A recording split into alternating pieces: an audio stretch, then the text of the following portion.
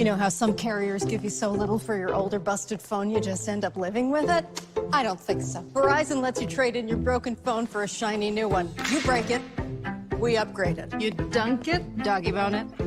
Slam it, wham it, strawberry jam it. We upgraded. Get a 5G phone on us with select plans. Every customer, current, new, or business. Because everyone deserves better.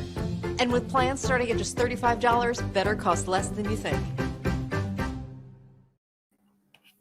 All right, folks, today is Monday, January 3rd, 2022, coming up on Roland Martin Unfiltered on the Black Star Network. Senator Chuck Schumer makes it clear that it is time to carve out a voting rights exception with the filibuster. He said by January 17th, they are going to move to make that happen. And we'll discuss with our panel also on today's show. OWN has a new series, a documentary talking about the issue of Black women and infertility. We'll talk with the director of the documentary, Eggs Over Easy, plus actress Keshia Knight Pulliam, who's involved with it as well. She's one of the executive producers. Also, a new poll suggests the approval rating of Vice President Kamala Harris is up.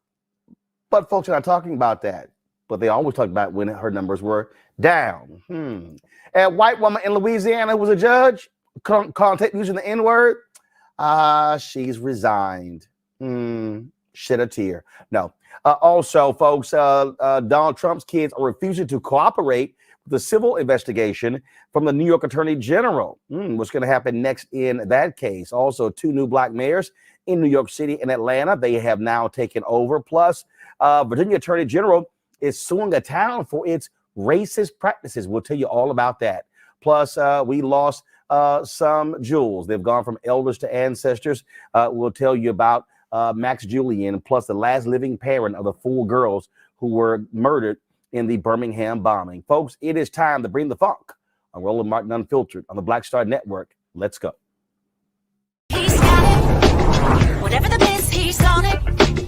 Whatever it is, he's got the scoop, the fact, the find. And when it breaks, he's right on time and it's rolling. Best believe he's knowing. Putting it down from sports to news to politics. With entertainment just for kicks, he's rolling. It's on go, y'all. It's Roland Martin, yeah. Rolling with Roland now. He's funk, he's fresh, he's real, the best, you know he's Roland Martin now.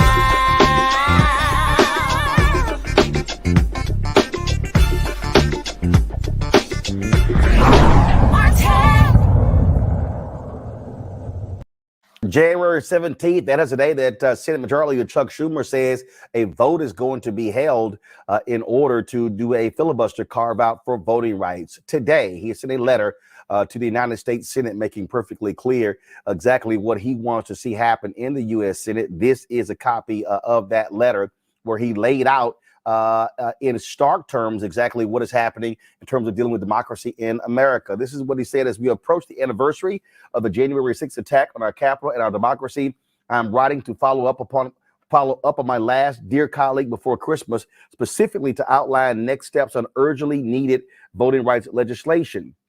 He makes clear that democracy held as a result of what happened on January 6th. But as he said, make no mistake about it, this week, Senate Democrats will make clear that what happened on January 6th and the one-sided partisan actions being taken by Republican-led legislatures across the country are directly linked, and we can and must take strong action to stop this anti-democratic march, specifically as we honor the brave Capitol police officers who defended us from those motivated by the big lie who tried to undo a fair and free election. Senate Democrats will continue to make the case for passing voting rights legislation to counter the Republican voter suppression and election nullification laws with the same anti-democratic motives born out of the big lie. Let's go to my panel who joins us right now.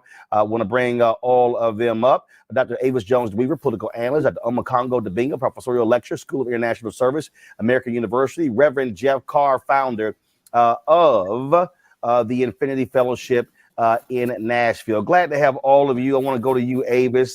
Finally, some action we're seeing from Senator Schumer. He understands that the pressure has been there. And for all of those people who said, oh, that is performative, if you will, the protests, that have been going on. You've got the hunger strike of Joe Madison.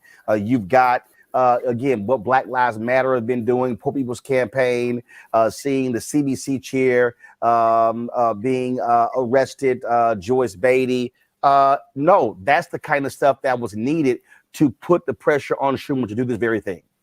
Absolutely. I mean, the reality is that voting, while important, is not enough. As I often say, voting is the starting gun to political action. It's not the finish line.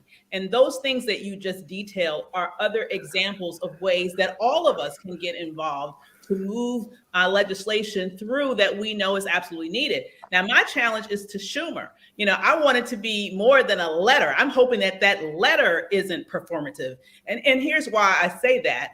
I don't have a great deal of confidence in his leadership, period, point blank, period. If Harry Reid was the majority leader, we'd already have this, okay?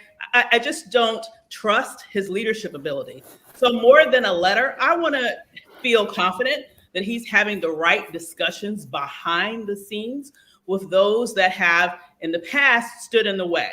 Until we actually get it across the finish line, which evidence that he's done what he needs to do behind the closed doors so that he can exert the pressure that needs to be exerted to pull all the Democrats in line, that's when I'll celebrate. That's the part of this equation that I'm scared might be performative, but we'll see what happens when he brings it up to the floor. Well, the problem here on Congo is real simple, and that is you have two senators who are on the record as saying they are not going to support a carve-out of ending the filibuster for voting rights, and that is Senator Kristen Sinema of Arizona and Senator Joe Manchin of West Virginia. I've seen nothing to indicate they've changed their mind. Yeah, absolutely. And I completely agree with what Dr. Avis was saying. And the reason why this vote needs to happen is because they need to be put on record and they need to be put on blast, because all of these guys talk a good game. We just saw this with Build Back Better when people thought that that was going to be on board and that was going to pass. And then, of course, we saw what Senator Manchin did. And to be quite honest, I don't trust any of these guys to do, well, I'm not going to say that. Most Democrats we know are on board with this seriously, especially after the NAACP called out about 13 of them and they had to go on record and say that they were in agreement with this. But we need to make sure maybe what Schumer's intention is right now is that he wants people to continue to put pressure on Sinema and Manchin to make sure that when this stuff comes up for a vote, that they are hearing from everybody. So that might be his intentions. Again, I agree with Dr. Avis. This should be instantaneous. There shouldn't be any more talk, but we cannot stop.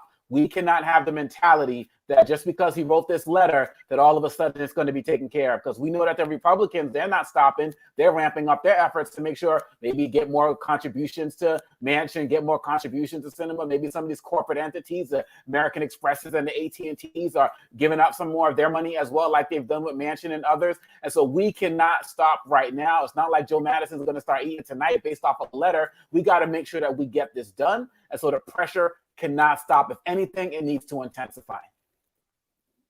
And of course, Jeff, what you're dealing with here in terms of Schumer, he also knows that massive protests are being planned around MLK Day, and he understands that it's going to be happening on that particular day. And the reality is, this is why the pressure cannot stop. And frankly, you can't just be so locked in, even in backroom dealings. Again, unless you move Sinema and Manchin, it's going to be a vote on that day that look, Lisa Murkowski has said that she supports a carve out, and so fine, you're going to have all Republicans except one voting against it. You're going to have likely all Democrats except two voting for it, and it still won't get changed. You're on mute, Jeff. Sorry about that. Thanks. There I'm you here. go. Great. Exceptional to be here with everybody. Happy New Year. I'm speaking progress and purpose in your lives as well as into the life of the Democratic Party. It's what's needed right now. It's as Dr. Avis pointed out so well, and as Brother Dr. Omekongo said, it's very clear that we've been to this place before. Chuck Schumer is looking at a daunting task here. You've got to get at least all 50 of the Democrats lined up who are ready to go and make this happen so that we can have a simple majority to pass some of this legislation. The question is, how committed are the Democrats going to be? And how committed are the people going to continue to be to keep this pressure on? All of the groups that you mentioned have done an enormous job of putting this in the national spotlight. But when you talk about making change, it's about commitment. Sort of like being in the red zone in a football game. That comes down to who wants it the most. And this is going to come down to whether Chuck Schumer can actually deliver, because that letter still constitutes theory. And a proven practice always outweighs a brilliant theory. We've got to see some delivery on that. I think about getting around the filibuster, and I think about landmark moments in the filibuster. You go back to the passing of the landmark 64 Civil Rights Act. You got to take it back to 1957, when you had committed, diehard people like Strom Thurmond, who still holds the record, I believe, for a filibuster to this day at 24 hours and 18 minutes. Who was willing to go all in for what he believed in terms of blocking our rights. So we have to now see that the Democratic Party is going to go all in and deliver something tangible that they've been promising for a long time. You know, but the thing here that we have to understand is that look, elections do have consequences, and you've got Republicans who are sort of making all of their threats, things along those lines. I saw a tweet earlier from conservative Eric Erickson saying, we can certainly, Democrats, they get rid of the filibuster, we can pass all of these different things as well. And one of the things that I said is, and you can get them vetoed. Right. And I did reply to say, Eric, matter of fact, let me just do this here. I want to blow this up. Hold on one second. I wasn't going to show this tweet, but let me go ahead and show it. Give me just 1 second here. And this is the thing why people can't be afraid, because look, you gotta do what you gotta do. You always hear election of consequences. This was the tweet that he sent out. National constitutional carry, fetal heartbeat law, major tax reform, easier access to suppressors, gutting Obamacare, killing the CFPB. The GOP can do a lot of things too without the filibuster. And I said, yeah, but guess what? Those damn things can get vetoed. And the reality is you need 2/3 to overcome a veto, Avis. And so have at it. Even if Republicans take over the House and the Senate next year, they can pass all of these things, Avis. And all Joe Biden has to do is veto the damn things, and they won't go anywhere. But the bottom line is this here. On the Democratic side, if you don't pass voting legislation, you got to sit here and get your ass mollywopped, because they are setting this thing up to guarantee victories for the next decade. Absolutely. That's exactly what they're doing. And I'm laughing at that tweet, because included that laundry list of stuff that you're exactly right would get vetoed in like 2.9 seconds is this idea of gutting Obamacare. When they had the presidency, they couldn't do that. So shut the hell up. You ain't fooling nobody. But this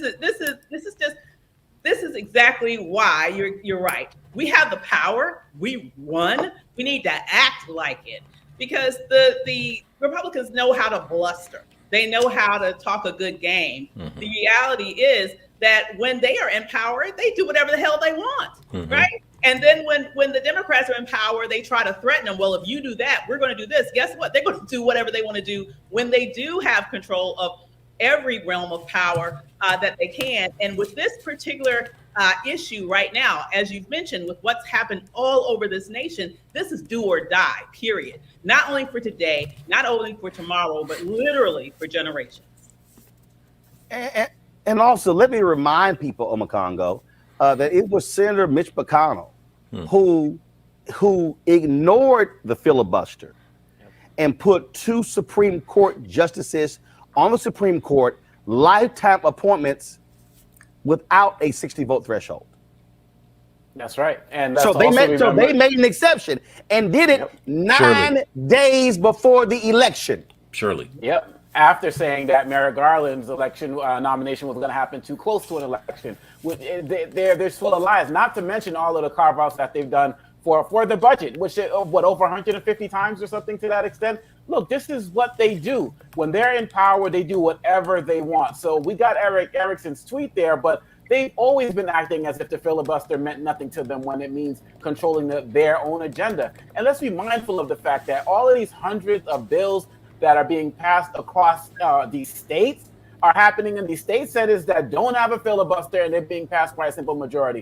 If it's good for the state level, it's good for the federal level. So look, really at the end of the day, these Democrats need to get online. Mitch McConnell and these Republicans, Romney, all of these guys, I mean, look, they are just full of garbage, and they will do anything to protect power, and they are simply making it easier for Trump to come back into office. Nothing Senator McConnell says needs to be paid attention to by anybody who says, oh, when they get in power, they're just going to do the same thing. Like you said, Roland, they've already been doing it.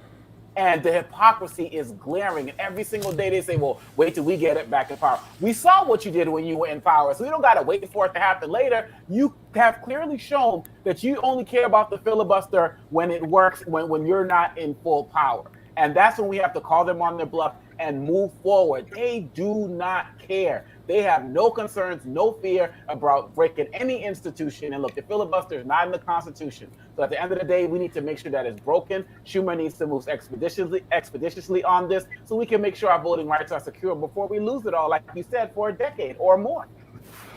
Then, Jeff, you got idiots like Sean Spicer, who is former White House spokesman for Donald Trump, who was fired because he didn't know how to wear properly fitted suits. And he wasn't lying enough.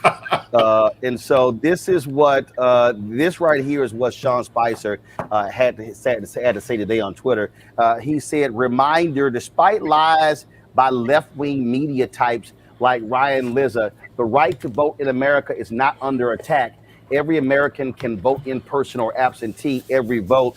Then I tweeted, I said, well, Sean, why are you so scared to have people who believe in voter suppression on your show? I said, you don't have the guts to actually put them on your show. I said, so that's really part of your problem. So I said, because you don't want your Newsmax audience to actually know what the truth is, Sean, and he won't do it. And you're not going to see people on Newsmax who can counter the lie from him, because that's the lie they want to keep promoting. We know what these bills do. We know how they make it harder to vote. Man, they don't want the truth to actually be known. And these laws being changed also negatively impact white people. This is not just a black thing. We know how they impact Native Americans in critical states, Latinos, African Americans, but they also impact young, white, progressive voters as well. I think you're absolutely right. I think we've got to now contextualize the issue for the long game. We've been thinking about the short game and getting an administration in place and getting 4 years here or a 2-year term in the Congress in place, but we're not thinking long term. And I say we, imaginatively with the Democratic Party saying, how can we look at where we're going to be in 20 years? Because I tell you what, the Republican Party has done it. They have been doing it. They have been working on state legislatures over the last 20 years, securing the right to gerrymander, changing districts, voter suppression is hot and high. And this space here is where this is ground zero for the battle. And it's a comprehensive battle. I say that because a lot of the creative space that we burn up here is burnt on rebutting people, shaming people, and pointing out the hypocrisy of people, as we should, who will not listen to rebuttals, who have absolutely no shame, and who don't care that they're hypocritical. So they get criticism and they don't care because they're laser focused. You got a cat like Mitch McConnell. Oh, he's an awesome example of an old antebellum gentleman that sat on the front porch and picked his teeth while people were out there in the fields working all day. He looks people squarely in the eye. He told the whole world, I am 100% focused on stopping Joe Biden's administration. He told us exactly what the agenda is. The question is, it goes back to what both Dr. Avis and Brother Dr. Omitongo just said. We've got to really now step it up, because lies are the dominant order of the day, And the Republican Party doesn't care because they are operating with the philosophy that if you lie enough consistently, people will believe them. And people who are supporting the Republican Party and their current agenda to not only block things that will help people in general, even themselves, when you talk about poor and rural whites, when you're talking about that philosophy, you've got to continue to lay on the work that are being done by grassroots organizations and, most importantly, the hierarchy of the party, because something's going to have to change if we're going to combat people who have no shame, who have no guilt, but who are also laser focused on message with one goal and one agenda, and that is to dominate and suppress everybody else. See, the thing that I don't understand is, and again, it's called Civics 101. There are three branches of government, okay? You have federal, executive, and judicial. Now, what Eric Erickson said, Republicans, oh yeah, you get rid of filibuster, we're going to do this. Okay, well, here's what we know.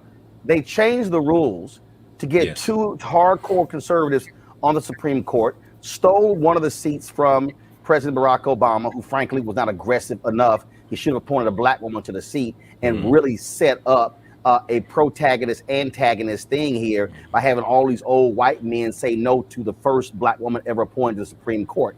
But I digress. But here's the whole deal here. As I said earlier, okay, Republicans, y'all can take control of the House and the Senate. We got the White House. So if you Democrats, you focus on controlling one of the three. You either control the House, the Senate, or the White House. And guess what?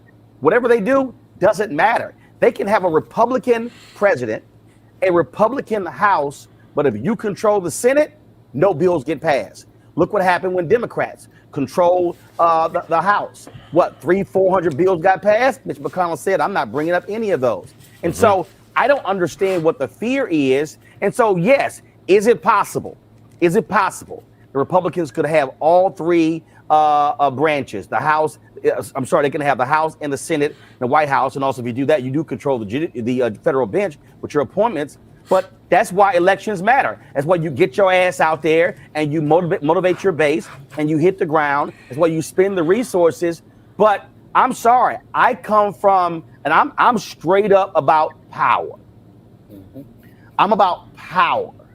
Either you use the power or you don't. I remember watching the movie Ford versus Ferrari, and this guy came into the garage and he was complaining about his sports car, and the Christian Bale, who played, I forgot the driver who he played, but he said the problem with your car ain't the car, is you. You, in order for your sports car to work, you got to drive it like a sports car. He said it ain't a Buick. And so the point is, ask anybody who owns a Ferrari or a Dodge Viper or whatever, it can't sit in the garage and you not drive it and rev the engines. Democrats, learn to rev the engines. That's the point I'm saying. When you got power, you use power. Because when you don't have power, it's guaranteed you can't use it. Yes, sir. Yes, sir. That's right. Yes, sir. One of the things that you pointed out, Roland, if I can jump in here, you used a movie about racing. The great Mario Andretti, who is probably considered one of the greatest racers of all time, said something that I always remember. He said, anytime you reach a point where you say everything is under control, you're not going fast enough. So when we get these letters from Schumer and we say, hey, we're going to get this, it's going to work out, we got this, we're going to do that. That to me sounds like, oh, we got this under control, but we're not moving, and we're not moving fast enough. We're not only not moving and revving the engines, but we're not getting in the race and gunning it to the floor. Anytime you run into that wonderful nexus where you have the House, you have the Senate, and balance in the Senate and the administration, I guarantee you, if the shoe were on the other foot, there would be so much legislation rammed through in a small amount of time that there would be nearly a revolution the next time there was a midterm election. So that's what happens when you have control. And if we have truly good legislation that we know is going to benefit people, and we know we have an opportunity to push it through, you've got to actually make that rubber meet that road right now. All right, folks, hold tight 1 second. Gotta go to a break. We come back. We're going to talk about the increasing approval numbers of Vice President Kamala Harris. What happened to all of those stories? How awful she was, Politico. Where you're now stories saying her numbers are up. We'll discuss that. Also, that white judge in Louisiana caught on video using the N-word. And remember, she said she took a pill and just calls her to just say the N-word. I don't know. I was.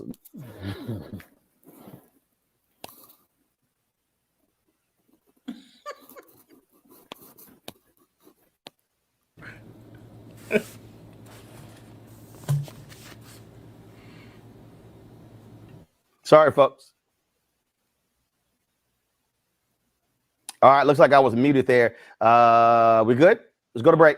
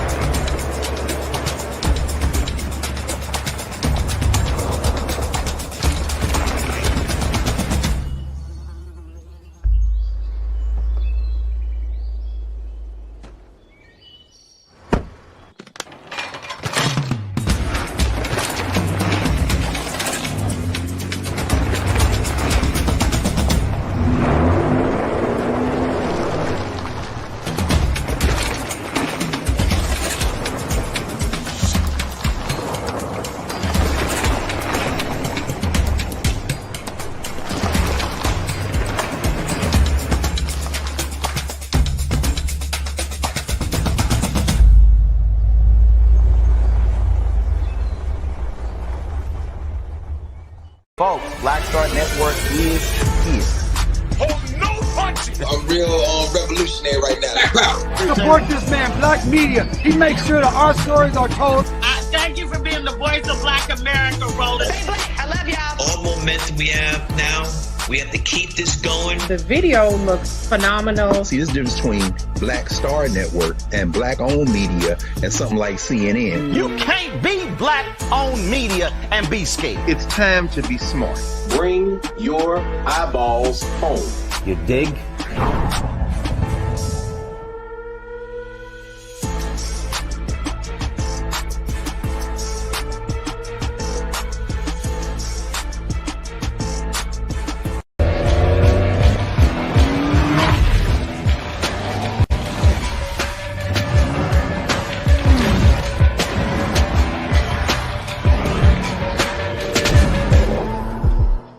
My name is LaToya Luckett. Yo, it's your man Dion Cole from Blackish, and you watching Roland Martin, Unfiltered. Stay woke.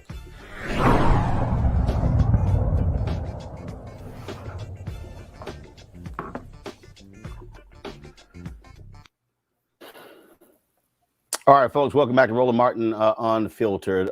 There's one of the huge issue that often does not get talked about, and that is what is happening with Black women and infertility. We've often talked about the issue of fibroids on this show, but this is also one of the issues that's going to be addressed in an upcoming documentary by OWN. It is called Eggs Over Easy. This is we're dealing with the questions of infertility among African American women, and it's not just infertility, as I said, fibroids, but also we've talked about the difficulty that Black women have had even when having children. So joining us right now is the executive producer and director of the documentary, Shaquita Lockley, also Keshia Knight, and narrator of Eggs Over Easy, and also the founder of the detoxnow.com, Coach Jesse Thompson. Glad to have all three of you here. This is something that Jesse, we've had you on before talking about this, that doesn't get lots of play. Recently, Vice President Kamala Harris had a White House conference dealing with the issue of mortality, Black mortality. Again, it's amazing how all these pro-life folks are real quiet when it comes to the health of Black women. It's the White House Day of Action really was monumental. And, when it comes to this story, I thank you again, Roland, because you always create this platform for us. From my very first time having this story, sharing my story of infertility with you, to the miracle babies that came along the way. If we didn't have someone like you to help us share the story, it would be muted. But I am so happy that because the revolution that Dr. Carr talked about is happening because of us amongst in our communities, and people like Shaquita and people like Keshia Knight Pulliam and others who really centered this conversation. And shout out to Shaquita, who's been working on this documentary for a long time and who did not give up on making sure that these stories were amplified, because it's not enough for us to have these conversations in silos. It needs to be centered on a national platform, and also for us to be educated about those things that are available to us, whether it be integrative, whether it be IVF, whether it be holistic, whether it be support and therapy, as well as egg freezing, all the resources that we need to actually have healthy miracle babies and not be in the situation where the mortality and morbidity crisis is at the alarming rates it's at right now. Shaquita, there were folks who were on social media mocking the title of this documentary. Yes. Mm-hmm. And so why was his name chosen? So if you, in our culture, we often say, if a woman is older, her eggs are boiled eggs or scrambled eggs. And I happen to be, well, it's twofold. So I happened to be watching The Real Housewives of Atlanta, and one of the cast members. I'm sorry. Go ahead. No hate on the city. You will never see a housewife. No hating. No, I mean, it's been a while. Go ahead. But swung that out, and I was like viscerally affected. Because how are you going to tell this woman, oh, you have scrambled eggs because you're old? And I think she was like maybe 40. And so that kind of stuck in the back of my head. Like, why is this such a tough conversation? Why do you always have to say, oh, if you're over 35, something is wrong? So there was that. And then there was my own personal situation, going to my gynecologist, and I go every year for an annual. And she finally says, hey, you're turning 42. Your eggs are turning 42. What do you want to do with them? And so that just made me like spiral and try to figure out, what is she even talking about? Or do what with them? Do I have any? Because I am 42. And so I just kind of thought, okay, how do we make this an easier conversation? If everybody's talking about it, it won't be such a hard topic anymore. And so in sitting with it, that's what I felt God gave to me, Eggs Over Easy. And it's picked up traction. It's doing pretty well. So I did see commentary on Twitter, but if people don't want to give the film a shot and actually look at it and take the lessons from it, and make sure, if you are Gen X and your season may or may not have passed, or it's not something you're interested in, tell your little sisters, tell your mentees, because nobody is telling us about AMH, anti-malarial hormone, which lets you know, well, it's one of the indicators of whether or not you even have an egg reserve. Nobody's talking about that. So maybe instead of spending so much time and energy on the title, watch it and then take notes, because I've done the research, so you don't have to go do the research on your little Twitter, and then pass along these lessons so that the people who are coming behind us don't have to wake up at 30 or wake up at 40 trying to figure out a procedure that's the cost of a car, when most of our parents can't help us pay for this. So we need a better plan. Felicia Fant is one of the executive producers on the documentary, and she says, plan for your body the way you plan for your career. So I went to Spelman, Keshia went to Spelman. That's a women's college. It's the #1 HBCU, by the way. So if we aren't talking about it, if we don't know these answers, then most people probably aren't talking about it, and most people probably don't know these answers. So what I hope to do with the film, and what our intention is, even with the title, is to spark that conversation and make sure that your 25-year-old niece doesn't have to deal with what our generation kind of had to deal with. And thank you for having this conversation. I am as I often wear different HBCU attire. I'm wearing St. Augustine's University hoodie today, so they might disagree with your assessment of #1 HBCU. Keshia, let me go to you. Why was it important? Why did you want to be involved in this project? You know, it was really important to me for a variety of reasons. The funny thing is that we started this so long ago, right after my daughter Ella was born. So she was born and she's almost 5. And really, it started out as just me supporting someone that I love, Shaquita and Felicia. But what I knew was that this was a really important story to be told, because we don't have this authentic, transparent conversation around all things that have to do with our reproductive system, whether it's if you want to have a baby, if you don't want to have a baby, you know, what your fertility looks like, have you had miscarriages along the way? Like, these are such subjects that come with so much misinformation and so much shame, that one of the things that are really important to me in what I do is ensuring that I use my platform to for good, use my platform to put information out there specifically for Black women, because I am a Black woman and I am a mother to a little girl who will be a Black woman. So it was a no-brainer when, you know, Shaquita first approached me about this. I was like, okay, Spesh. So outside of having gone to Spelman, we're both Delta. She's my Spesh. So, you know, I had a little bit of obligation because she was like, Spesh, I need something. I was like, what does she need? Okay, is how it started. But she knows that there's nothing that I wouldn't do for her. And it was my honor to not only narrate this film, but also become an executive producer and even share my story.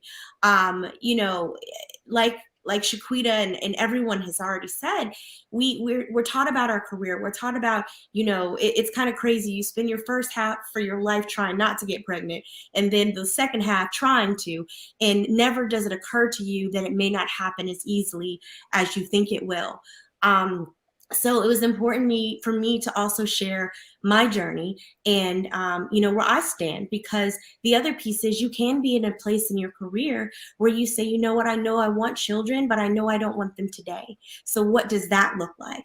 And I think the biggest thing is making sure that women feel empowered, that whatever your decision is, whether it's to have children, to not have children, to wait, to freeze your eggs, whatever that looks like, you know, it's your uterus and your choice. And recently I posted something, because especially in my position, people always want to have assumptions about what's going on in your body.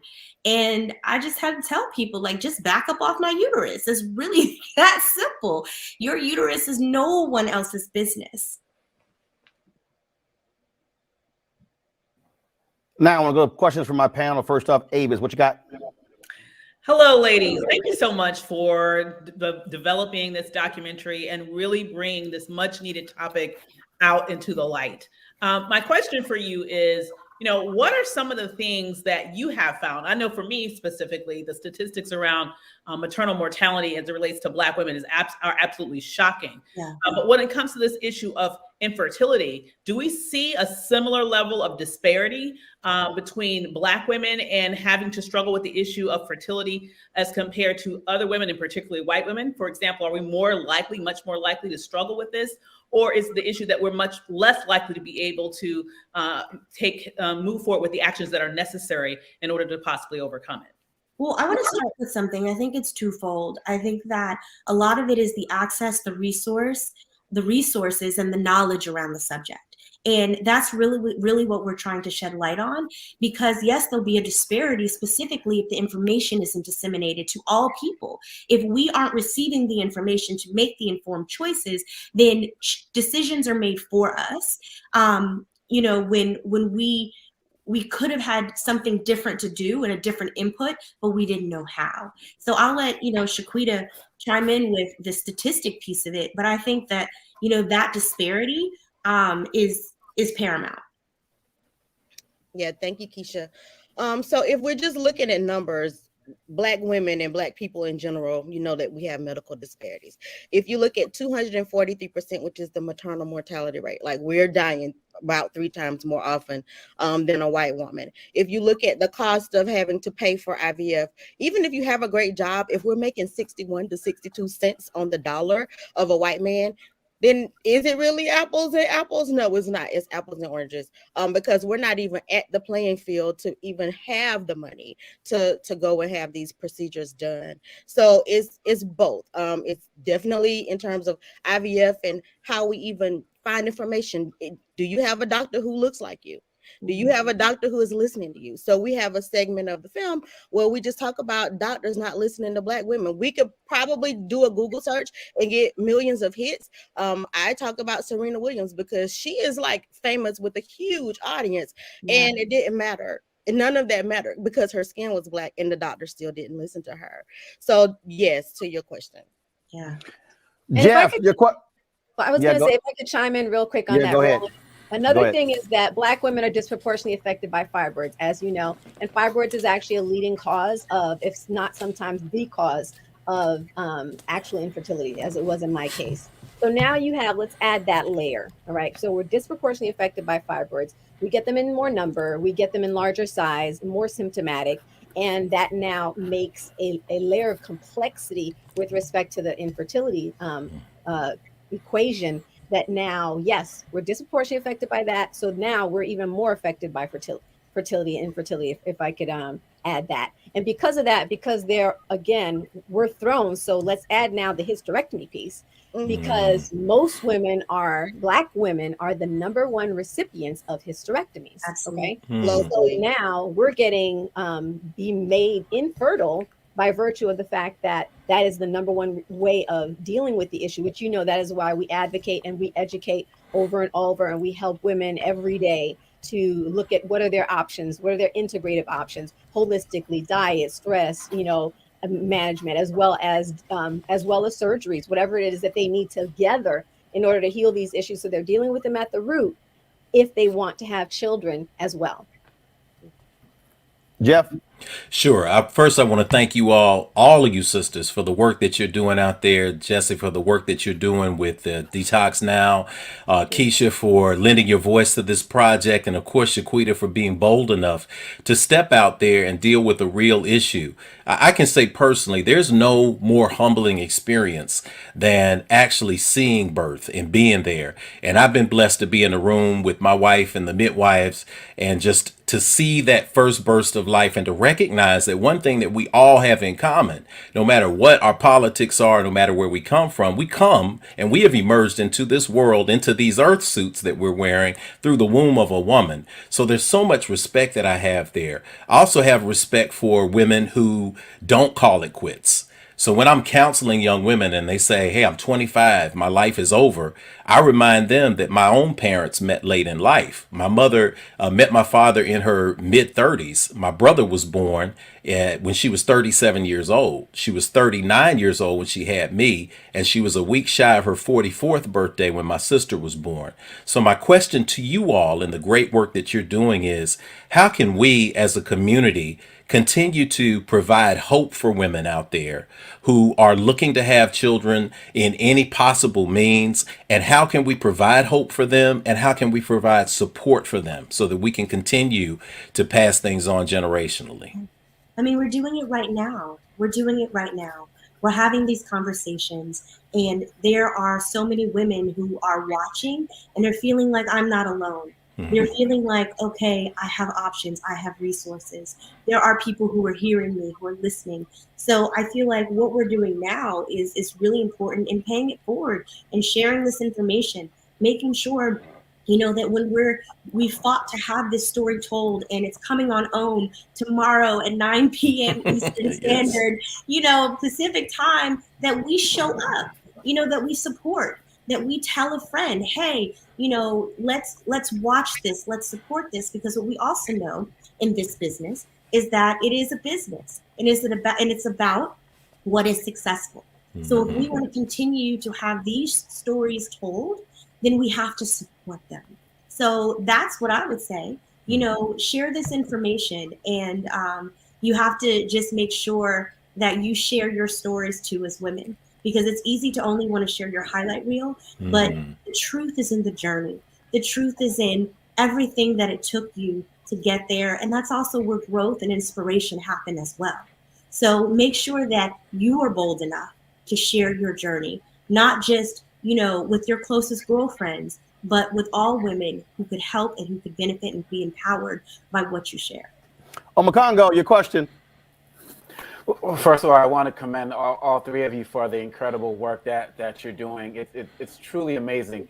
And my question really is, as Black men, what can we do we talked about, doctors and people who aren't listening, and we understand that narrative as it relates to the larger community. But in our daily lives, what can we do as Black women as Black men to support our sisters throughout this experience from beginning to wherever it may take them? If I could jump in here, I love that you asked that question, Doctor. As a woman who battled infertility for 10 years, the number one thing, my husband was with me on the journey. And that meant that he was not pushing an agenda. If he said, what's the next decision? As we went from one IVF cycle to another, right? It was, if this is too much on your body, I want this to be, if it's only what you want to do. This is your decision. I'm here to support you. And as I coach women literally all over, I would love to show this testimony wall that we have, if we have it up. But the other thing I see in the support that we have is that when women go on these journeys, whether it's holistic or intervention or whatever, that you go on it with them, my brother. Okay. So it's everything from, we have a sister who she couldn't conceive for 12 years, right? And she was really, in fact, the first place we announced this was on your show, Roland. Oh my God, I got goosebumps. And she and her husband were like, look, we're not giving up. We're not giving up. They actually did our detox, our balance program together. And within a month, 2 months, it was a month and a half, they actually conceived. And now they have 2 miracle babies. Why? Because he did it he didn't say, oh, I'm gonna be over here cheering you on. He got into the trenches and he did it with her. And the other thing is, be fiercely protective of your spouse, your woman, where you see other people minding their uterus. I'm plugging you, Shaquita. Your line, Eggs Over Easy, has a merch line. It says, mind your uterus. And you see whether it's, your family brothers are usually the ones that are in our sisters' businesses saying, when you gonna have children? When you gonna have this? You know what? You need to sometimes step in there and say, you know what? This is a very deeply personal, intimate issue. And I really want you to give us some space on this, because these are things that are causing anxiety. They're causing stress. They're causing inflammatory responses in our bodies, causing the very thing that actually will throw off our balance when we're trying, meaning our hormonal balance, when we're trying to conceive. It makes it worse. So be the fierce protector, right? Get in there and actually do it with her. And of course, support. Well, I'll say this here. Look, I feel you on the stress stuff like that, but sometimes you got to cuss some people out. Mind your business. I ain't got a problem. I know, because it was like shortly after Jack and I got married, this one woman kept pressing her about, and I was like, look, we good. I was like, we good. And she was like being all nice about it. And again, I mean, like, we're trying to sit here and be cool, and homegirl kept pressing, and I was like, okay, she need to mind her own damn business. So just so y'all know, we were not actually in the sanctuary. We were actually in the foyer. And so she kept pressing. She kept pressing. Finally, I was like, yo. And I was like, hey, we fucking, you straight? Homegirl was like, I was like, stop asking them damn questions. Hey. She ain't asked that question again. And that's that. Last time she asked that question. Yeah, I like, God know I'm gonna cuss somebody out. So I don't know why we like faking the fun. Yes, that's exactly what I did at the Church Without Walls. I didn't care. Sir. That woman is watching. You know damn well I was serious when I told you that too. All right, Eggs Over Easy on 9 p.m. Eastern tomorrow. I appreciate it, Shaquita, Jesse, and Keshia. Thanks a lot. Good seeing all of y'all. Thanks for having us. Thanks for having us. Folks. Take care. That's right. Cuss folks out at church if you need to. Yes, sir. All right, we'll be back. Some breaking news about Congressman Bobby Rush, who is, we'll tell you about him when we come back on Roland Martin Unfiltered on the Black Star Network.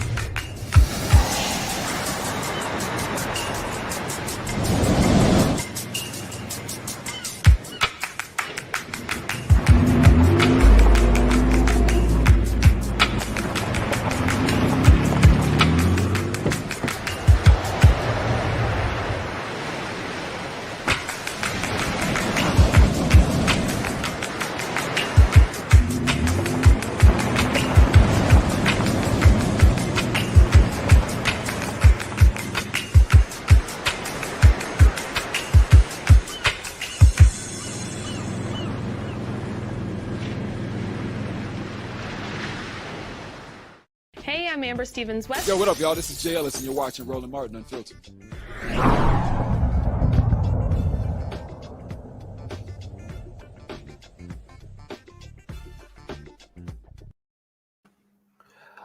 All right, folks, welcome back to Roland Martin Unfiltered. Some breaking news. Congressman Bobby Rush out of Chicago has announced that he is stepping down from Congress after his term is completed.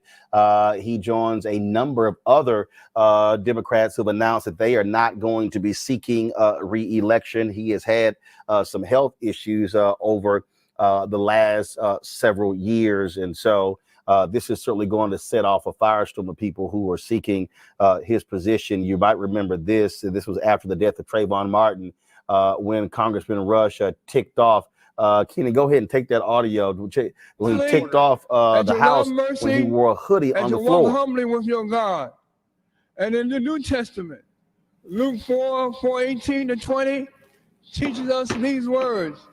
The Spirit of the Lord is upon me, because he has anointed me to proclaim the good news to the poor. He has sent me to proclaim freedom for the prisoners and the recovery of sight to the blind, to set the oppressed free. I urge all who hear these words to heed these lessons. May God bless Trayvon Martin's soul, his family. The member is no longer recognized.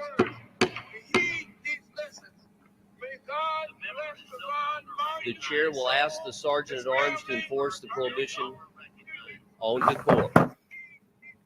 Of course, Rush is also, he is the only person, Omakongo, who has ever beaten President Barack Obama in any election.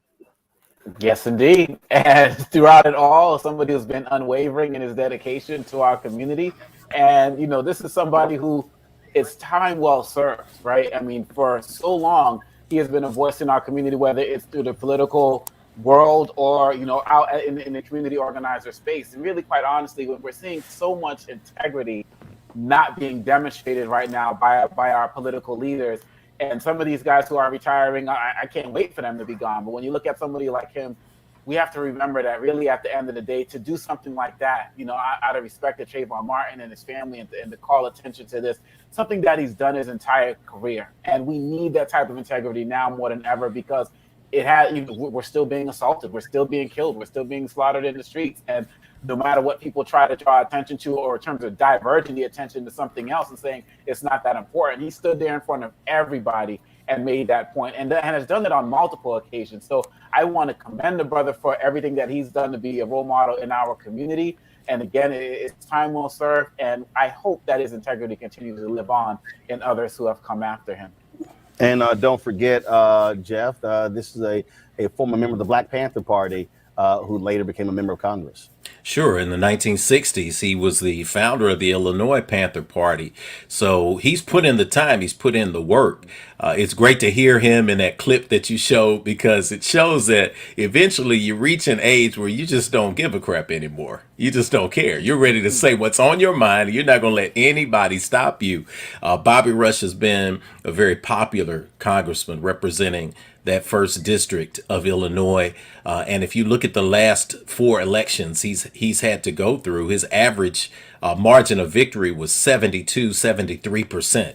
So it tells you how popular he is. I think at 75 years old, there's only so much that we can expect. And one of those things that we can expect is that people can bow out gracefully, that they can become elder statesmen, and that they get to enjoy a little bit of life on this end of this side. We expect people to work until they can't work anymore. That's an old Western mindset. I really think that he has achieved that status of esteemed elder. I think now it comes down to how can we best live his legacy by supporting people who are going to get in there and fight like he fought. Avis.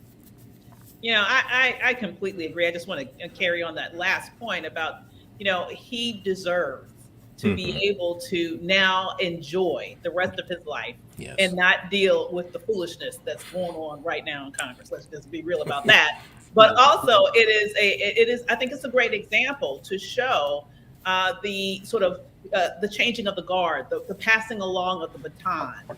I'm very proud of him having this leadership throughout his career as a community activist as an elected official, but also leading by example here of not being pushed out because of scandal, not, just staying there just to hold the seat forever, but making the affirmative choice that now I'm going to move on. I'm going to live the rest of my life, and someone else is going to have the opportunity to represent my district. I think that's an example that more elected officials, quite frankly, need to take to heart. Just to remind folks, Congressman Bobby Rush is an ordained minister. He said it's going to continue his ministry work, and this marks when his term is up, it will mark 30 years in Congress. He was first elected in 1992. Wow. He's 75 years old, and so he is stepping down. And so certainly good luck to him. All right, folks, let's talk about this latest poll from Reuters Ipsos, showing that the approval rating for Vice President Kamala Harris is at 51%. It's kind of interesting, Avis, because we've been dealing with all year. Oh my God, how awful she is! Her numbers are the worst for vice president in history. But something else also, I think, has happened over the past few weeks. You have seen the White House and the vice president's communications team be a lot more aggressive in getting her out there, showing her the things that she's been involved with. She's done far more interviews as of late. I wish they do those interviews with Black-owned media. Trust me, the White House is going to be getting, her staff is going to be getting an email from me when the show is over. But I mean, this is what they should have been doing. She's been doing the work, but you can do the work and nobody know, or you can be doing the work and tell folks what work you're doing. Absolutely. And this is the thing, honestly, it is a problem. This is yet another one of those, problems that seems to be built into the DNA of much of the people in the Democratic Party.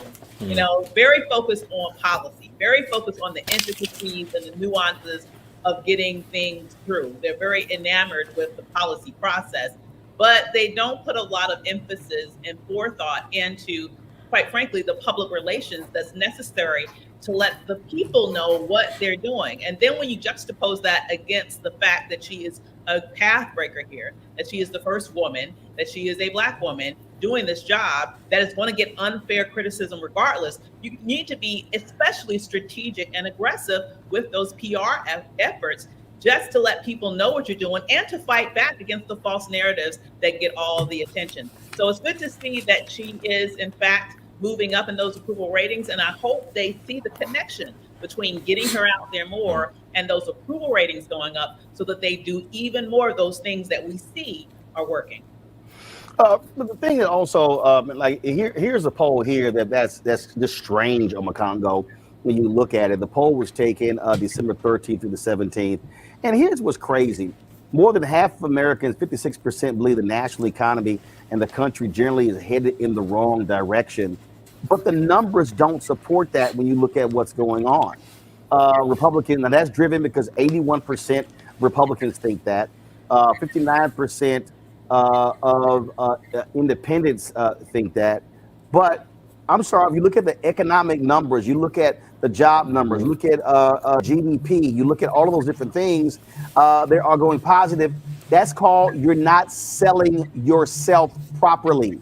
You're not telling your story. You're not controlling your narrative. You are allowing the notion of dysfunction to drive the narrative. Yeah, absolutely. And we have to be clear, like you said, all these economic indicators, Biden has surpassed Trump at every juncture for this time during their presidencies. And yet you have people like retiring Pat Toomey saying that, under Trump, we had the best economic time of my adulthood or whatever. They keep making up these lies and these stories, but that's because Trump was out there every single day talking about how it's the best economy ever. No one's ever seen anything like this. And Biden doesn't do enough bragging. He can't just get out there and just completely pat himself on the back like there's no problems, because of course there are. But he needs to point out these numbers. And Vice President Harris, who's a better communicator than President Biden is, needs to get out there and do the same thing. Look, the fact of the matter is, Roland, I'm pretty sure for the rest of the week, I am not going to see other news outlets report on Vice President Harris's positive approval rating, because it's not in their best interest. And so what I'm hoping is that after you send that email to Vice President Harris and her team, they realize that with all of the aspects of media that you're dominating and other networks that are out there. She needs to get out there and with Black media, and like you said, specifically Black-owned media. She has an open invitation. So why would you not get out there and speak? Why would you not get out there and, didn't Biden put you in charge of the voting rights stuff? Get out there and speak on it. No statements, on Twitter and so on and so forth. You are a powerful communicator. You always have been. And it is clear that there are so many of us who are willing to get out there and uplift you and who are out there defending you every single day. Get out there and give us more stuff to talk about, because we know what you're doing, but you got to let the world know too, and silence those haters. We know a lot of haters are going to hate anyway, but just get out there and speak the facts so we can get out there and buttress those facts with you as well. Again, if you don't tell your story, Jeff, somebody else will. Oh, of course, especially when you talk about politics. But it's the same with creativity and the arts. It's the same with media. If you don't tell people, somebody is going to stand up, and they're going to stand up strong, and they're going to stand up long, and they're going to make sure that they sing your song for you. So when we talk about how do we get this out here, you think about the concept of shaming versus gaming. So I think when you talk about Democrats, we spend a lot of time shaming when the Republicans are spending a lot of time gaming. And they recognize something very, very powerful about the psyche of the American people. And that is that perception is as real as reality, as long as you continue to drive the same message home. We have long seen the myth of meritocracy in America destroyed. We know that you can be mediocre and just have somebody who was a roommate with somebody's grandmother, and you're going to get a job if your skin is white in America. You work really, really hard, and you don't have that same connection when you're Black. Things are different, even if you have a ton of degrees. So we have to get to the point where, as you said, as everyone has said, to echo what everyone has said, we're absolutely right. It seems as if we should be invited in, or the White House staff should just tune in to RMU every night and listen to us and watch the chat screen, and you would solve 90% of America's problems with just plain common sense. But when you talk about how to get this message out here, you've got to make sure that you put people in a space where they can experience the authenticity. And one thing that you can say about Republicans, and you can say that about conservatives, you can say that about people who, whatever party they have, as we find ourselves at the crossroads where we really might see the possibility of white minority rule emerge tremendously in America, we got to start looking at how strongly they're putting out that message. And that message is an authentic message. We don't care about you. We want to preserve America. We want to make America great again. We want to make it so that we're on the Wheaties boxes and everybody else has a towel over their arm. We're going to say that honestly and boldly. And guess what? They're being authentic about that, and people are responding to that authenticity. On the other hand, we've got an accomplished person like Vice President Harris, who is out there getting taken down with words and images by people who are laser focused on tearing her down. So the White House has to respond, has to turn around, and the number one space you've got to do that is at home. We talk about that on this show all the time. We say, bring your eyeballs home. This is the space where you should be having a conversation directly with some of the greatest minds that have been assembled on this network, so that we can concentrically take that message out to let people know, I don't care what you've seen and what you've been convinced to believe, here's the absolute truth. And we're going to rock the world with this. Absolutely. All right, folks, we are awaiting more breaking news. A jury has reached a decision in the trial of that fraudster Elizabeth Holmes, the company Thanos, where they had this so-called magical blood test that actually never even existed. So we're waiting to see what that decision is. Actually, she's been found guilty on 4 counts of fraud and conspiracy at her former blood testing startup Theranos. And so again, found guilty on 4 counts of criminal charges in her federal fraud case. Again, that jury decision is being read as we speak. And let's see here. Let me just see if any more information here. Let's see here.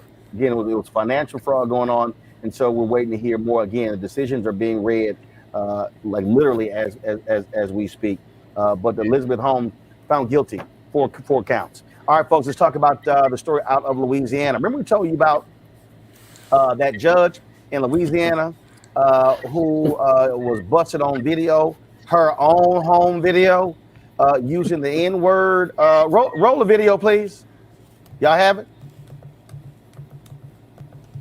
Oh, shit. Mom goes, why are the lights when I pull up in the whip, they be saying, God damn. Like, why are your lights on? They're like, pull up. And mom's yelling, nigger! Nigger! Kid, we have a nigger. It's a nigger. Like a roach. Look, oh, that's me. No, that's I came from the backside. Look, he trips over the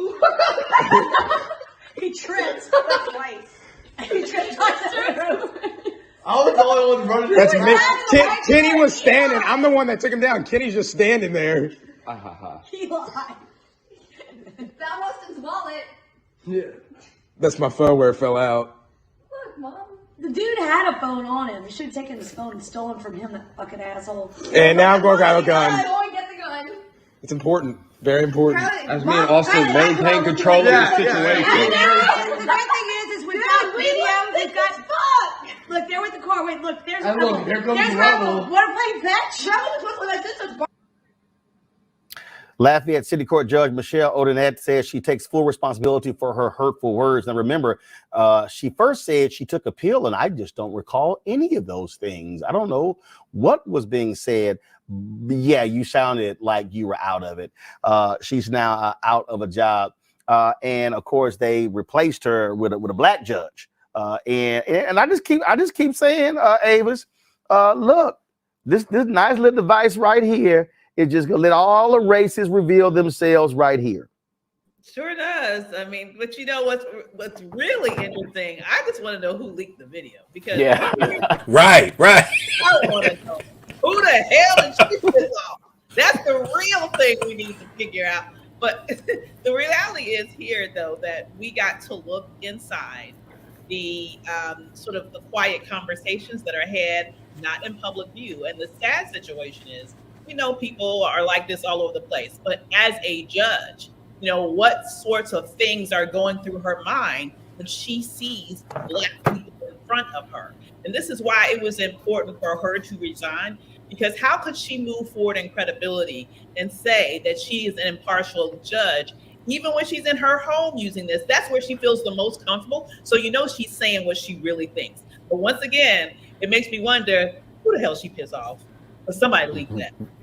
Yeah, and you're right. I mean, and that's the thing. What this reveals, Omakongo, is what's going through your mind. That determines how your judicial rulings.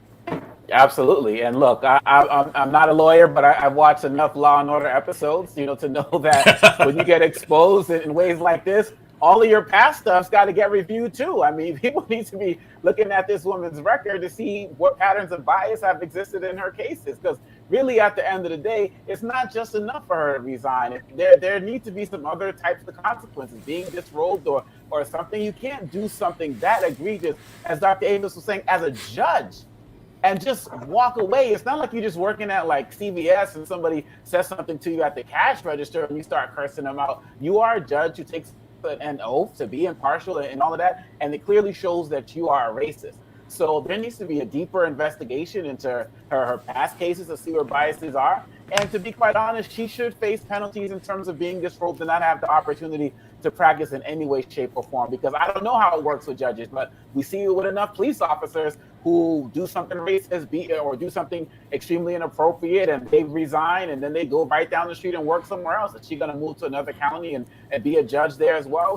That shouldn't be allowed. And I'm just glad that whoever she pissed off let the world know who she really is. So thank you. Jeff is all about, again, snatching that law license. That's the key. Well, that's the big key. And I triple down on what Dr. Avis and Brother Omakongo said. You also need to check your friend circle because, baby girl, somebody ratted you out badly. You must have done, I don't know what you did, but they put you out there. I'm kind of glad when I see incidents like this happen. Ice Cube had an album, Death Certificate, and one of the songs begins with, "Here's what they think about you. Here's what they think about you." Mm-hmm. It's good to know what people think. And it's good to catch them in spaces where they feel comfortable saying something. To the credit of the person who shared, they may very well be, not to presume too much, but they may be very well one of the white allies that we talk about. And we talk about, hey, what can we do behind closed doors? And one of the things that the late Dr. Francis Cress Welsing used to say is that if you're white and you want to help make a change, you've got to tell black people and other people what is said in the room when there are no other black people there.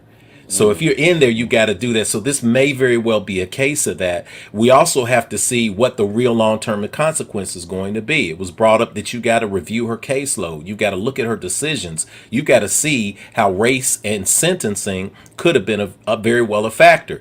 It's got to hurt her in her pocketbook at some point.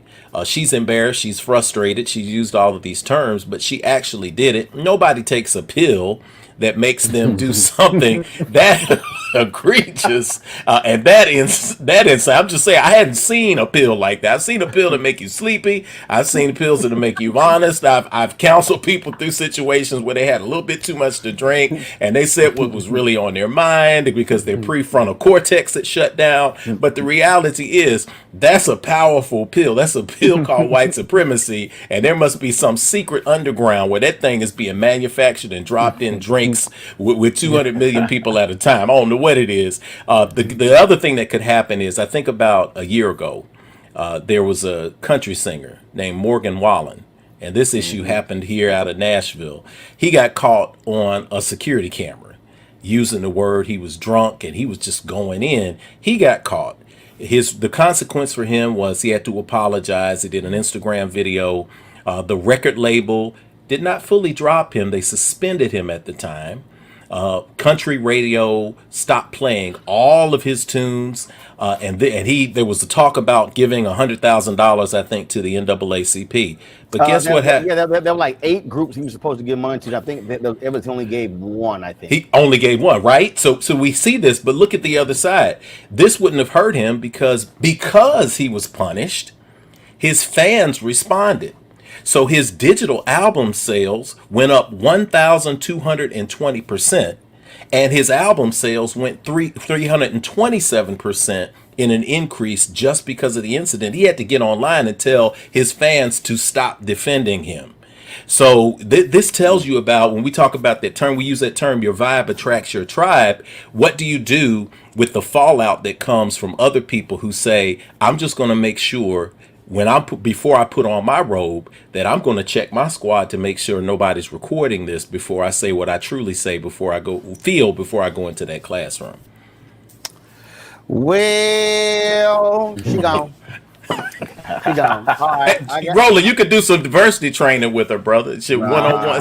Nah, hell no. She needed business from hashtag team. She needed business from hashtag team whip that ass. That's it. All right, y'all. Gotta go. I gotta go to the break. I'll be back on Roland Martin Unfiltered.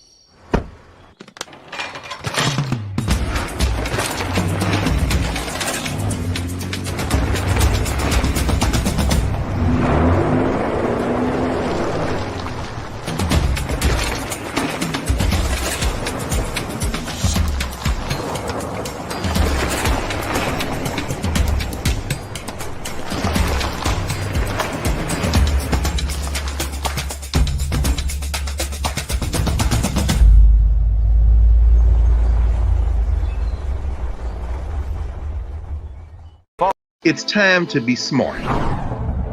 When we control our institutions, we win. This is the most important news show on television of any racial background. Y'all put $2, $3, $4, $5, $10, $15, $20, $30 on this and keep this going. What you've done, Roland, since this crisis came out in full bloom. Anybody watching this, tell your friends, Go back and look at the last 2 weeks, especially of Roland Martin Unfiltered. I mean, hell, go back and look at the last 2 days. You've had sitting United States senators today, Klobuchar and Harris. Whatever you have you can bring to Roland Martin Unfiltered to support it, please do, because this information may literally save your life. Watch Roland Martin Unfiltered daily at 6 p.m. Eastern on YouTube, Facebook, or Periscope, or go to RolandMartinUnfiltered.com. Support the Roland Martin Unfiltered Daily Digital Show by going to RolandMartinUnfiltered.com. Our goal is to get 20,000 of our fans contributing $50 each for the whole year. You can make this possible. RolandMartinUnfiltered.com.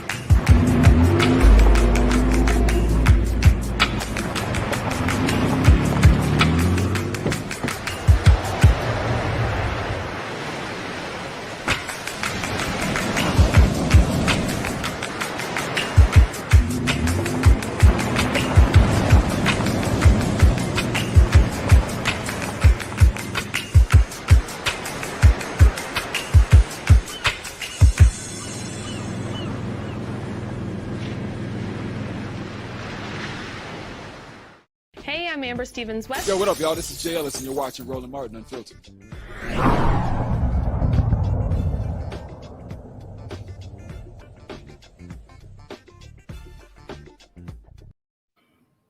All right, folks, after a months-long investigation, Virginia's Attorney General is suing a Virginia town for discriminatory practices that have taken place involving the town's law enforcement.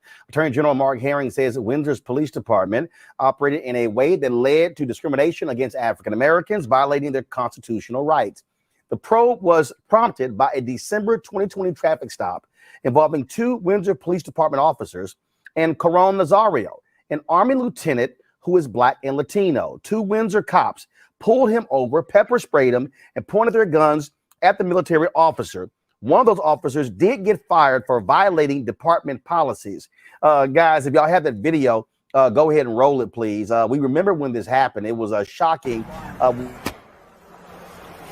see your hands. How many occupants are in the vehicle? What's going on? How many occupants are in your vehicle? It's only myself. Why are your weapons drawn? What's going Open the on? door slowly and step out. Open the door. I'm not getting out the vehicle. What's going on? Get out the car. Open the door slowly and get out. What's going on? Get out of the car now. Open the door and get out the car.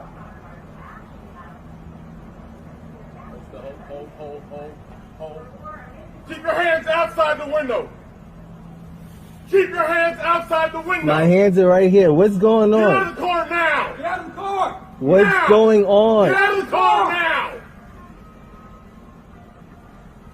Get out of the car now. I'm serving this country and this is how I'm treated? Yo, what? Guess what? I'm a veteran too. I'm gonna obey. That's Get not- out of the car.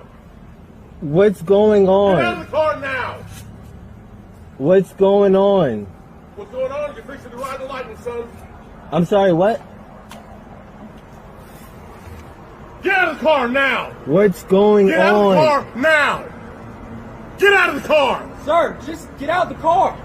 Work with us and we'll talk to you. Get out the car. You received an order. Obey it. I'm honestly afraid to get out. Can I Yeah, you ask you should what's be. going? Get out. What's Get out. going on? What Get did out I the do? car. Get out now. I have not committed any crimes. You're being stopped for a traffic violation. You're not cooperating at this point right now. You're under arrest For a traffic- You're being detained. Okay, you're being detained for For a obstruction of justice. traffic violation, I do not have to get out the vehicle. You haven't even told me why I'm being stopped. Really? Get your hands. Get out of the car now. Get out of the car. Get your hands off me, Get out. please. Get your hands off me. You know what? Get your hands off me. Not Get a your problem. hands off me. Back up there. I didn't do anything. Don't do that. Sir, get out of the car Don't now. do that. Hey, get Don't out of do the car that. now.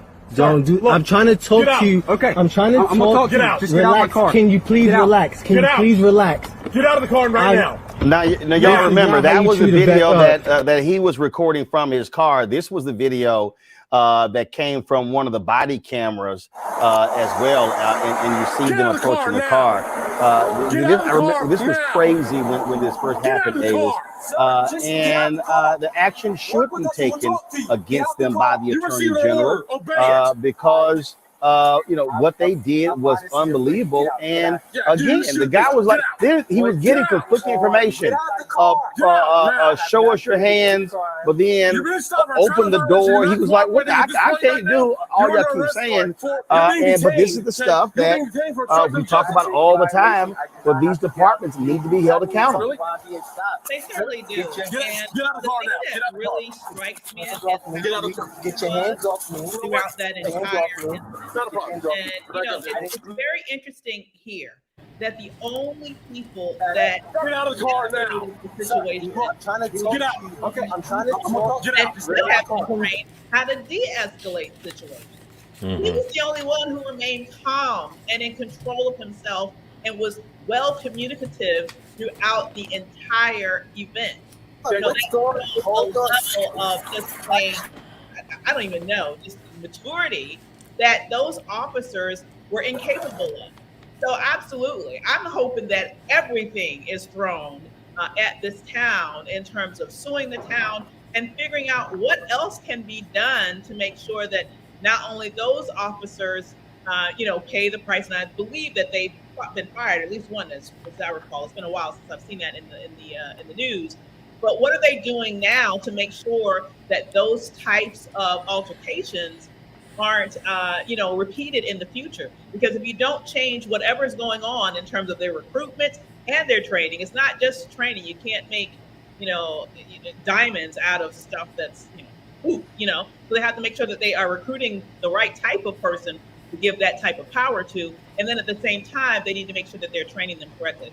Because I am not sure that that same thing wouldn't happen again. Why wouldn't we think it would happen? It wouldn't happen again. Talk about this absolutely crazy.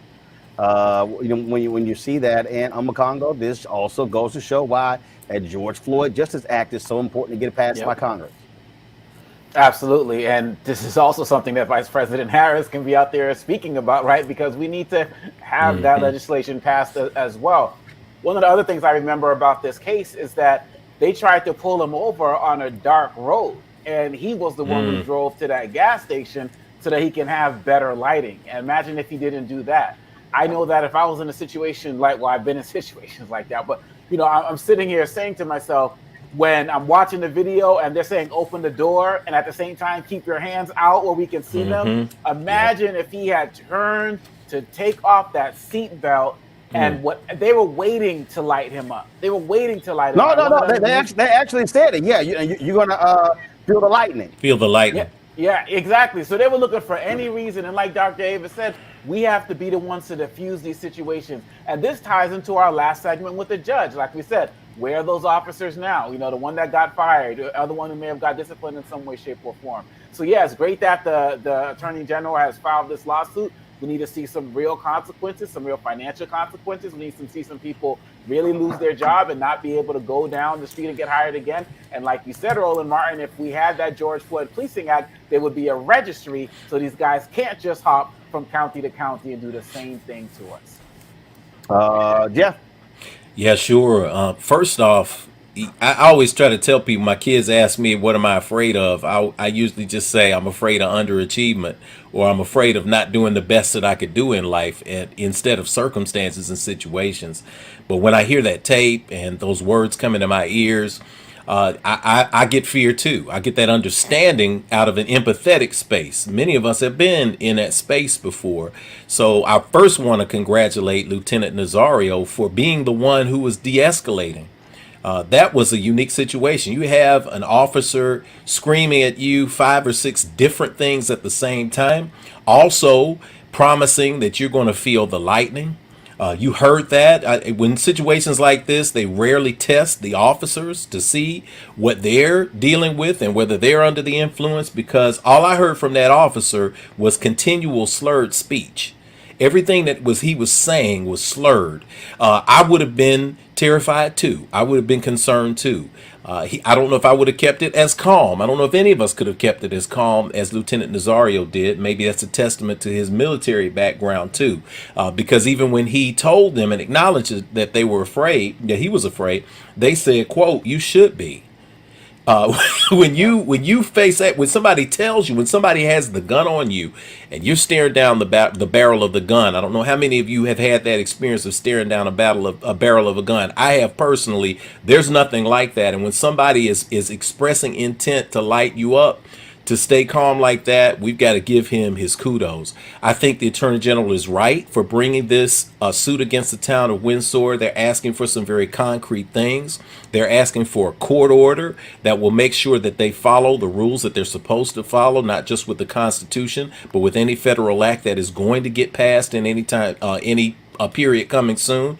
They're asking for third-party supervision of this department that is also paid at the expense of department. When we talk about oversight committees and police oversight, we can see that those institutions can often be corrupted by particularly police unions. So to have a third party that is disattached could actually bring about some justice. And the last thing I think they're asking for is a $50,000 fine for each count of discrimination that they find with the police department going forward. Because while blacks and Latinos are the minority in that town, over 40% of them constitute the traffic stops. So there is hard evidence to show that something is wrong there.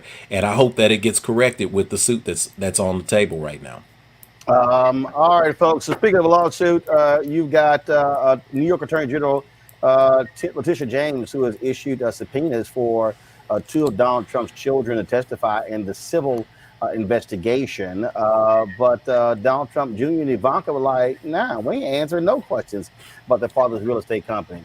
Lawyers for Trump's family, they're blocking James from speaking with their clients. And last month, Trump sued James in their civil probe, trying to get it stopped. They accused the New York Attorney General of participating in partisan politics. I know it's a civil trial. I say arrest their asses. I'm so sick of these grifters. I'm so sick of these grifters. All of them. Donald Trump Jr., Ivanka Trump, Erica Trump, they grifting daddy, all of them. Absolutely, man. And look, we see all this talk about, the insurrection and how, Trump could come back into office. And I keep saying, what's going on with all of these New York investigations? There's civil investigations, right. There's criminal ones.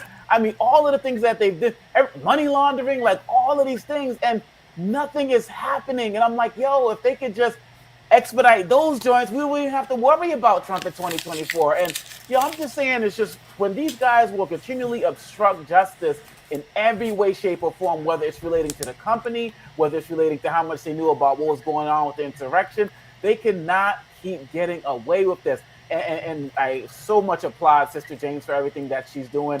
And yes, I know they can't report every single step of these investigations to us, but really at the end of the day, these guys have been doing this for decades. It's not like it's brand new. And folks in New York have always known what's going on. Well, what was it, the former mayor who said, I know a con when I see one? They got all of this stuff, man. And so, yeah, I guess justice is supposed to move in the proper way, not be expedited. But these guys are corrupt in every way, shape, or form. And Ivanka and Jared, her husband Jared, tried to play it off by looking all calm and not being all boisterous like Don Jr. and they're like, but they're all the same, man. It's a criminal enterprise, and they need to be held accountable civilly as well as criminally. So I'm hoping that this moves a little bit faster in 2022. Absolutely. All right, folks, got to go to the break. We come back. Our Fit Live Win segment with the Diet Doctor, Dr. Terry Starks. He says, look, forget everything that you hear. You want to lose weight, you've got to eat 5 times a day. And he said, forget all that crap, not eating after 8 p.m. He said, no, the key is getting your five meals in. He'll explain next. Roland Martin Unfiltered right here on the Black Star Network. Our first show of 2022. Back in a moment.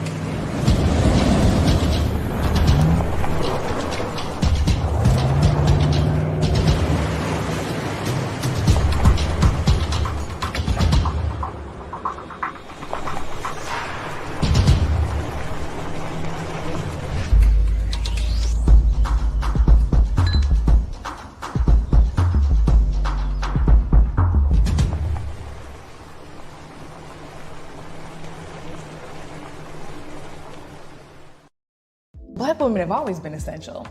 So now how are you gonna pay us like that? And it's not just the salary. I mean, there are a whole number of issues that have to support us as women. Yeah, but that's what we deserve. We shouldn't have to beg anybody for that. And I think that we are trying to do our best as a generation to honor the fact that we didn't come here alone and we didn't come here by accident. I always say every generation has to define for itself what it means to move the needle forward.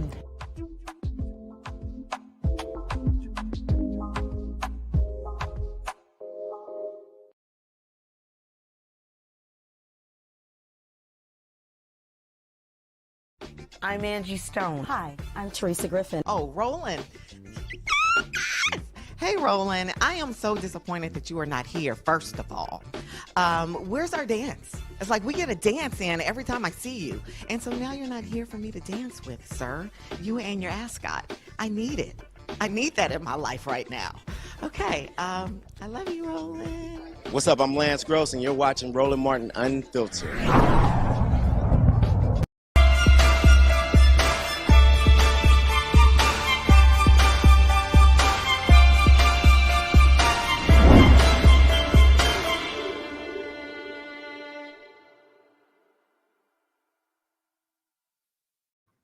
All right, folks, it is January 3rd, first show of the year. And of course, as always, folks, they want to start anew. They got resolutions. They're trying to change what to eat. They're trying to change workout, all kind of different stuff.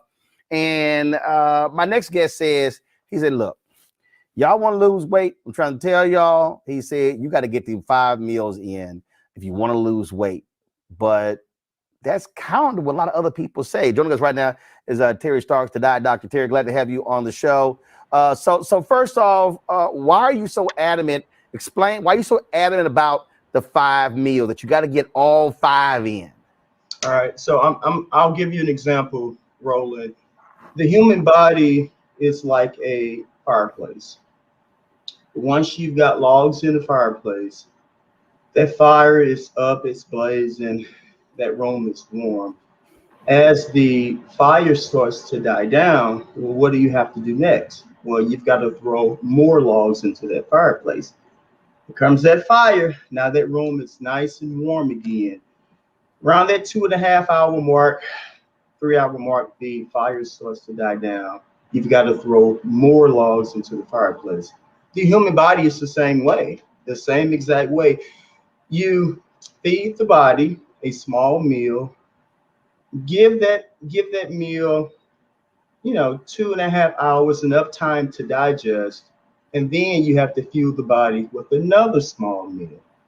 Give it 2.5 hours, a little bit more time to digest. So at that 3 hour mark, you fuel it with another small meal. This is how you speed up the metabolism. I know this sounds weird, but mostly people weren't struggling with weight loss because they're overeating. 85% of them aren't eating enough.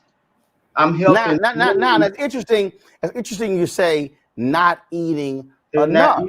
Because you have others who say, oh, if you do 3 meals and now one of the things I kept hearing all in 2021, intermittent fasting and all sort of stuff like that. Whereas your deal is, look, if you want to take the weight off, it's the time frame, and you also say stop with all this. Don't eat after 7 or 8 o'clock. Right. It's really based upon your own schedule, your lifestyle. Exactly. So, for an example, 30% of my clients that are really dropping 3 dress sizes in 35 days, they work the 3rd shift. I'll get a call from nurse practitioners, even physicians, like, well, Terry Starks, how is it you've got men and women eating at midnight, 1, 2, 3 o'clock in the morning, and their bodies are changing drastically? I'm like, well, they work the 3rd shift. He said, but we thought you got to stop eating after 3 and starve yourself for the rest of the day. That's absolutely false. My clients that work overnight, they're up eating, and generally they're sleeping during the day. The body doesn't really tell time. It just wants to be fueled.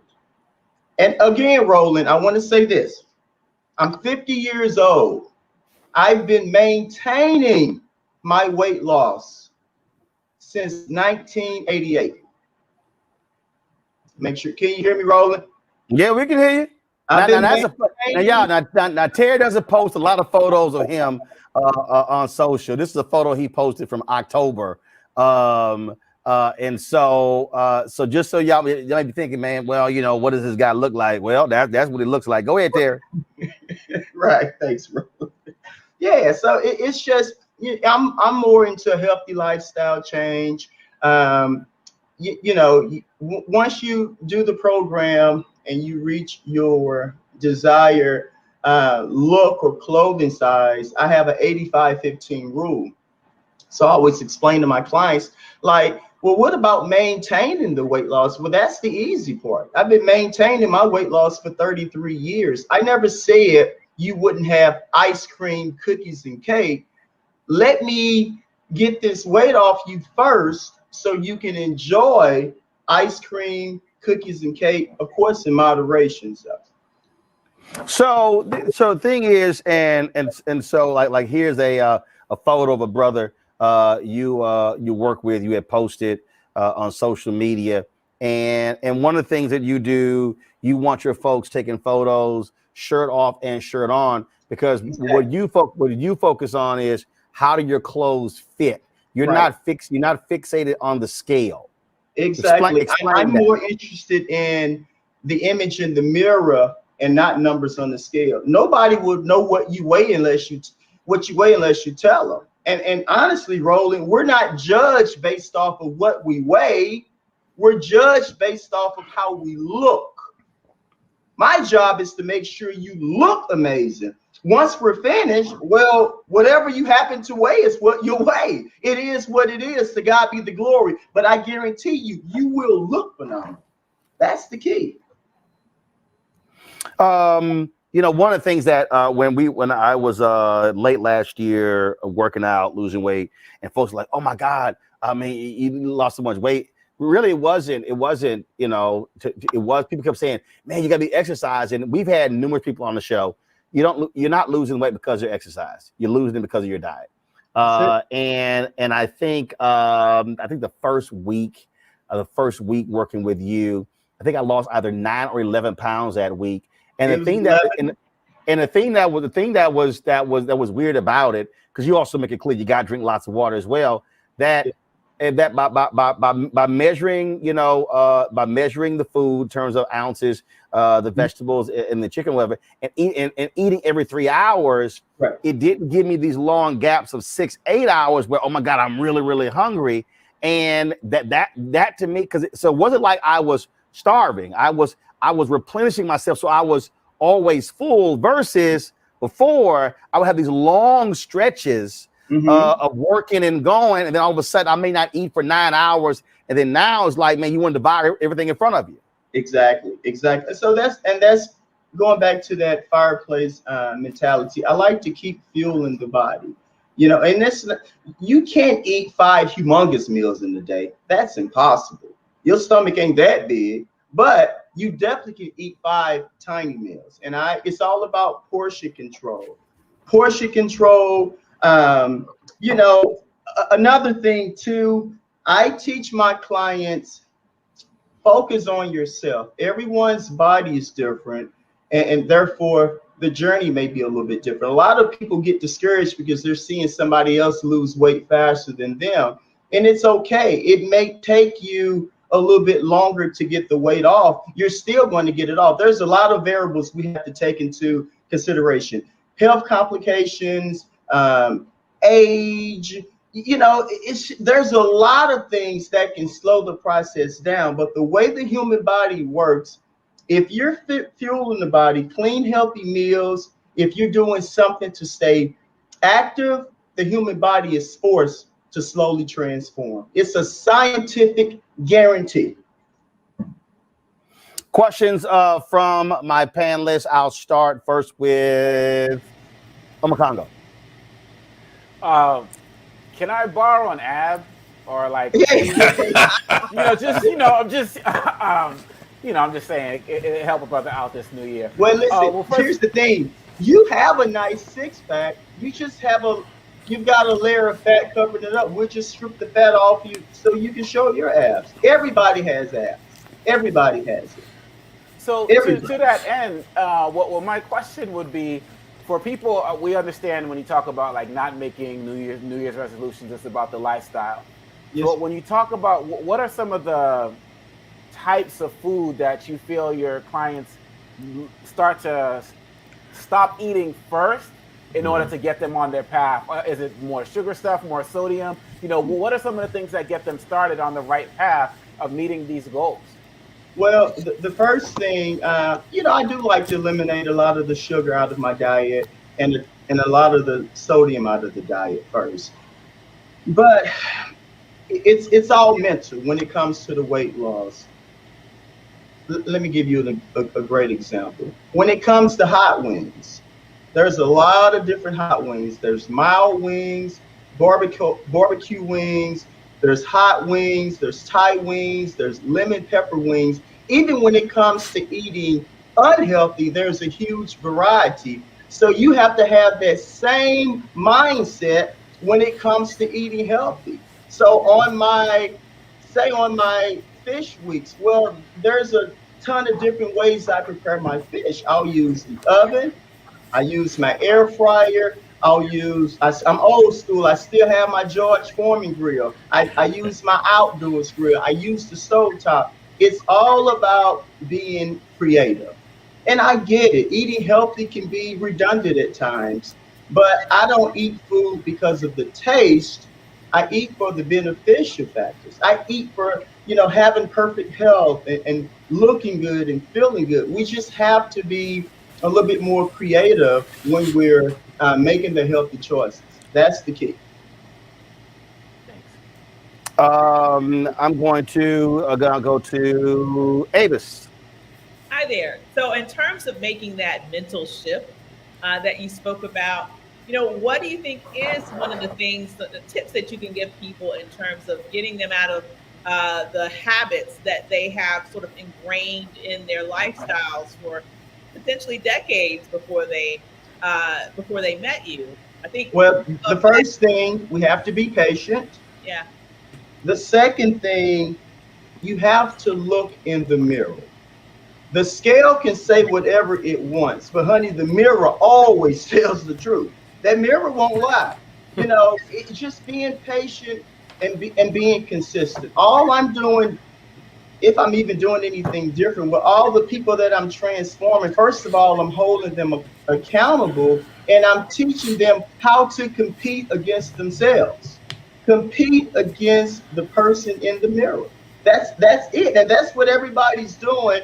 That's why the weight is coming off. That's why the inches are melting. That's, she only lost, that's one of my sister Greeks of Sigma Gamma Rho. She only lost, 12 pounds in 35 days. But how does she look? She only lost 12 pounds. Mm-hmm.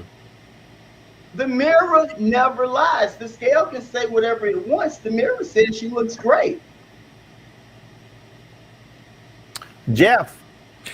Yeah, first off, Dr. Starks, I want to thank you for the work that you're doing. Obviously, you're living and walking in your divine purpose, and that's what we need more of all around the board. What I found, I know that the 5 meals a day works because of the stimulation of the metabolism, and it's a consistent thing. And if we don't eat, we starve ourselves, and our bodies end up storing fat because they think it needs the energy. That hurts us in the long term. But the 6 most dangerous words that I've encountered with people, I ain't got time for that. Right. So when you hear that, I know you've heard that a lot, but for people who are watching or who may be thinking, I want to do something to not only lose the weight, but I want to be able to keep the weight off and build a lifestyle of consistency. So for people out there who are looking at building something that's sustainable, what tips do you have to give to people who want to get started and be able to create a diet that lasts, especially if they have to also prepare for their family and kids? Well, so when I put new clients on my program, the first thing I explain to them is, listen, everybody in the household can benefit from healthy eating.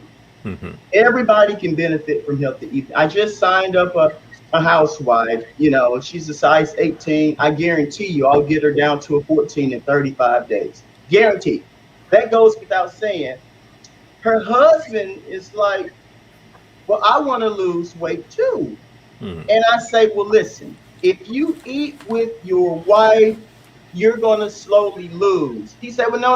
I want to do more than lose weight. I want a six-pack. I said, okay, well, I have to create something specifically for you. Now you're speaking my language. He's like, no, I want the abs to pop. But as far as in the household, everybody should be eating healthy in the household. Mm-hmm. Everybody should be eating healthy. And that's always been my number one rule. It just depends on what a person's goals are. You have to figure out, what motivates you. For me, I lost 9 family members because of poor eating habits growing up. Mm. That was my motivation. I'm trying to be around so I can live to see my kids. That's the game plan. And this is why I make the healthy choices. That's great. All right. Terry, how can folks reach you? They can reach me on Instagram, Terry Starks, the Diet Doctor. I've got 2 Facebook pages. If you just search for Terry Starks, you'll see thousands of transformations. Just, inbox me or my email. I'm old school rolling. TerryStarks1@AOL.com. Just let me know you're ready for your transformation, and let's make sure you're the best version of yourself. That's what we do. All right then, folks. So that's it. So you know how to reach him. Terry, thank you so very much. I appreciate you, Roland. Thank you, guys. All right. Thanks a lot, folks. Of course, this is we're already just 3 days into 2022, and we've lost some great ones already. First off, Nick Coleon, the smooth jazz guitarist. He had 5 #1 singles from his album. He was, of course, a native of Chicago. Mitchell Chu.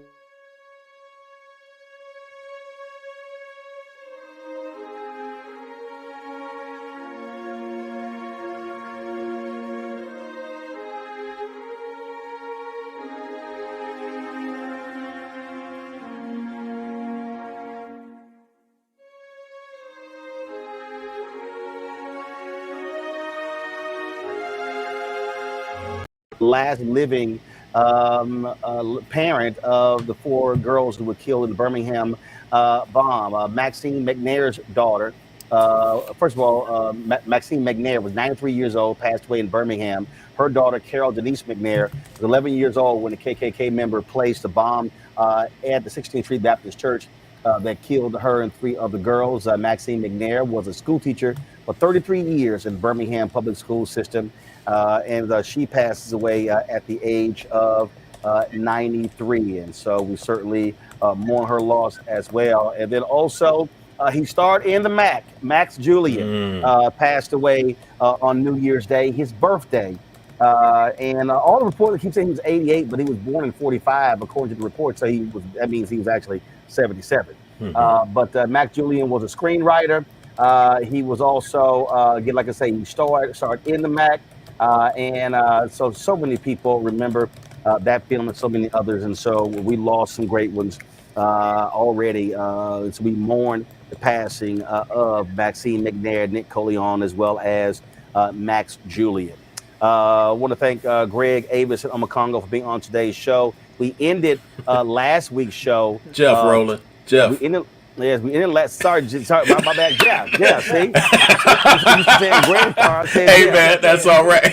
So we ended the show Thursday, showing you folks who we lost in 2021. There was some we some we left off, and so we wanted to show you a complete memoriam in today's show with that, and so we'll do so. So we'll see you guys tomorrow right here on Roland Martin Unfiltered on the Black Star Network.